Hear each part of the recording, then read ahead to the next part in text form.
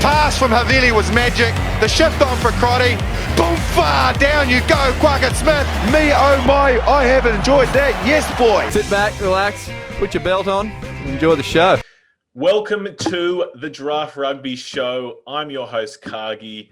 And on tonight's menu, we're going to review all the Draft Rugby Round 4 action.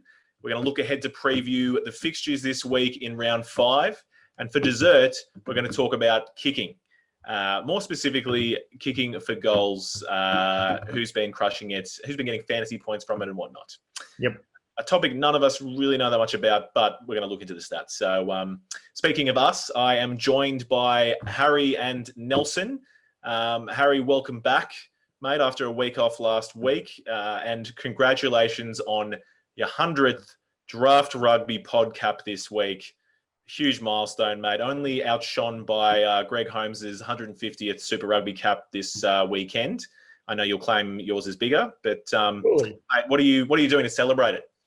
Well, look, I think, first of all, 23 men every single week get picked for rugby side. Only 3 get picked for the Draft Rugby podcast. So it's clearly a lot bigger.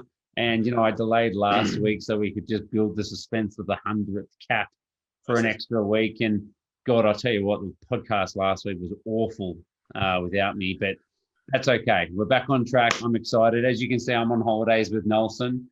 It's been exactly like this weather as we walked from Sydney to Canberra for the Save Our Sons charity. It definitely hasn't been floods and pissing down rain continually every single day. As a podiatrist, I can say I have 0 blisters. That is facts, all right? Take that. Can you say that everyone doing the walk has 0 blisters? Yep. No, they're all terrible. No, very good. So definitely worth a shout out to Save Our Sons charity. You guys really get amongst that and do that every year. How many years in a row have you done that now? This is our 7th year, and we're basically taking something to Parliament. We could be very, very close to having a cure and it being trialled in Australia. So it could be, very much worth it. So just for the listeners, what's the charity for? Just may as well. Yeah. Duchenne muscular dystrophy. So it's basically a muscle wasting condition where, young boys, 99% of, people that get it are boys, end up in a wheelchair, early teens. If they can make it to their late 20s, that's a pretty good innings. Yeah, 1 in 3,500 boys. Very good. Well, no, that's some good work there, lads. And you're right, Harry. Look, this is with only 3 people selected each week, a very exclusive podcast. And a man who managed to sneak in last week. We will give him a big thanks to the super sub, Alex Nabung, stepping up off the bench for his 11th pod cap, the 3rd most capped podcaster on the Draft Rugby Show. And he brought his huge level of professionalism and no rust whatsoever last week, didn't he, Nels? Yeah. Oh, Craig, you were saying something about, we don't know anything about kicking, but Harry and I definitely know something about kicking your butt when it comes to fantasy this season.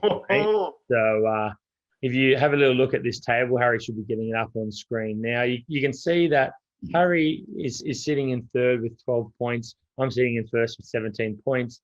And, mate, you're all the way down on 5 points. I could lose the next 2 weeks and still be beating you. Mate, am I sitting in 5th?